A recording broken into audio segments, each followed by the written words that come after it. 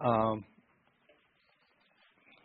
it's one of those tools that everybody uses, and there's a lot of traps and good techniques, bad techniques. I'm going to try to take 7 minutes and get through this.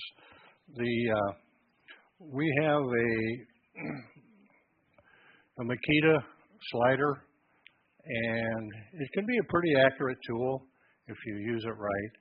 And there's a number of adjustments, and you can make it cut any direction you want and any angle you want up to about a little over 45. But take the time to read the instructions if you don't know how to use it, and don't force it. It's not a brute force tool. The controls, it's primarily set up for right-handed people. So, but if you're left-handed or want to cut from the right, it's a little awkward. I think that's a deficiency in the saw, but that's sort of the saw we got, because we've had other ones at times that have been much larger and more difficult to use. So the ins and outs of that's one piece that's a little bit awkward on the handle. Let's back up. Yeah, the danger zone in here, the plate, where the wood rests.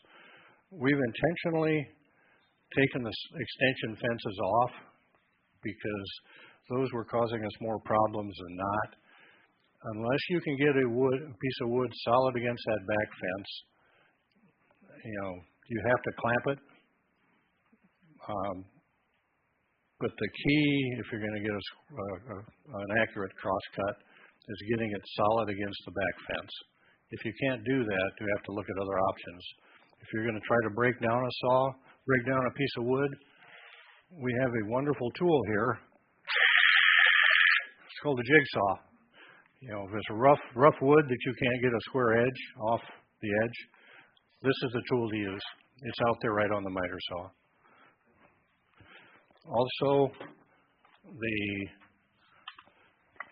if a piece of wood is, if you've got to get your hands close to the blade, using a hold down. So if you've got to get your hands inside that danger zone in the platform there, you use we've got a plastic one here. You use the narrow end. This one is a little more stout, so depending on what you're doing, the usefulness of these are out there too. Use them. Clamping down and positioning, there's a hold down clamps left and right side that normally you can just rotate them back out of the way. Don't take them off and go put them off the side. Just rotate them to the back where they're out of your way. Sometimes people pull them off and set them down and they get in. It's amazing how they migrate around and get lost.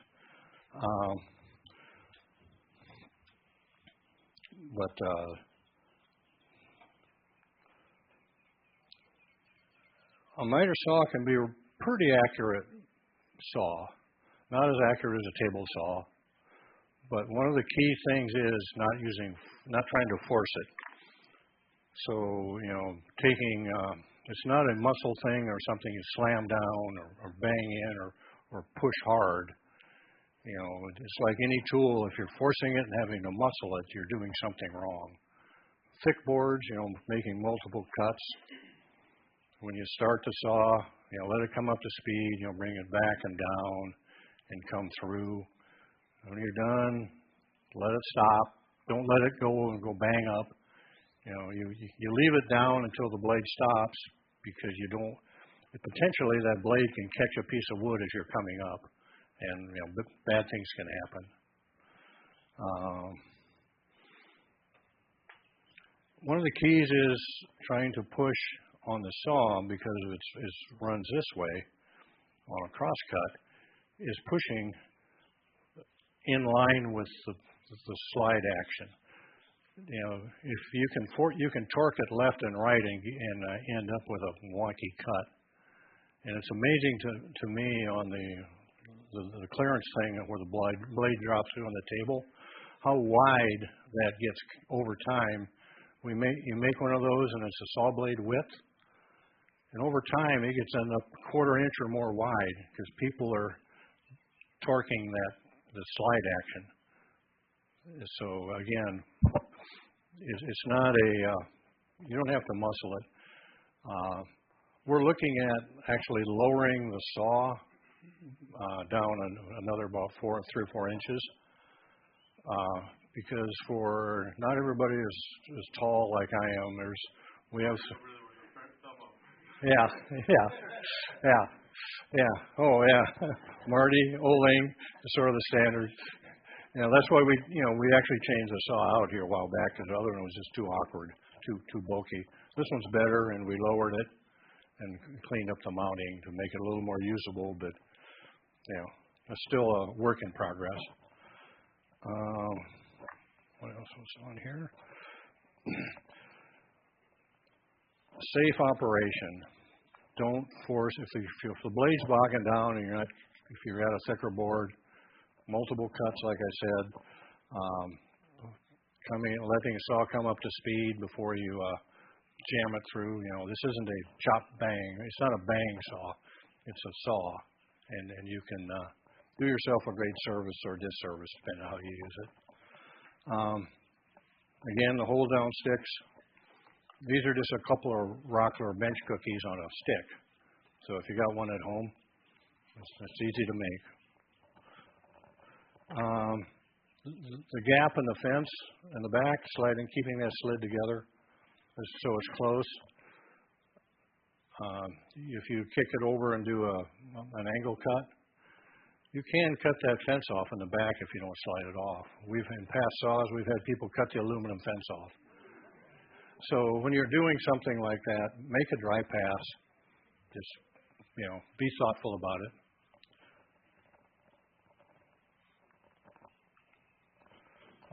Hold down sticks I've talked about, and in the picture on the right with the black one, you're using the pointy end. For if it's something a little more delicate, use this guy. But again, you notice, if it's a short piece. Talked about the accuracy. Again, keep in mind,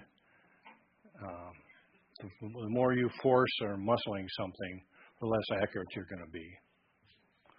Some of the do's and don'ts. Don't put your hands inside that circle to hold things down. That's what these are for. If you got a warped, awkward, board you can't have a solid base on, that's what the jigsaws are for.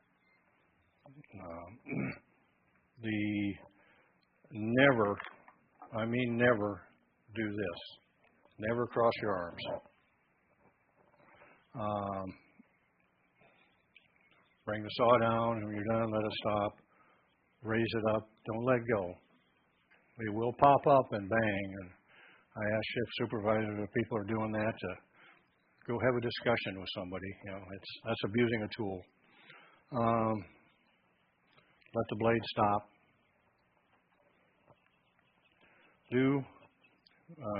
Sort of talked about all these again. One of the keys is making sure you got a solid backside of that board rests against the back fence. I think I've talked about all the rest of those. Any questions? Yes, David. I've seen YouTubes where guys pull the saw towards them. That's mostly where they no. saw away. So make that clear. Do not. Bring the saw, grab it, pull it out, bring it down, start it, then go forward. Do not. That's like trying to run a board backwards through a table saw. It's same difference. We're doing a climb cut and a router. It's the same difference. The teeth aren't cutting. You're just burning. You got to remember the rotation of the blade is turning towards the fence, coming down, and it's just going to want to pull back on you and kick back. Yeah. So you always push into it where you have a control surface on the bottom, control surface in the back. prevents the board from going anywhere when you're making the cut. Yeah. If you're pulling back on it, there's nothing that prevents that saw from coming right back at you. The board's not going to go anywhere other than pull out, but that saw is going to come back at you. Yeah, it's going to be, you'll get a surprise, an unpleasant surprise. Anyway, thanks. Okay. Thank you, Rick.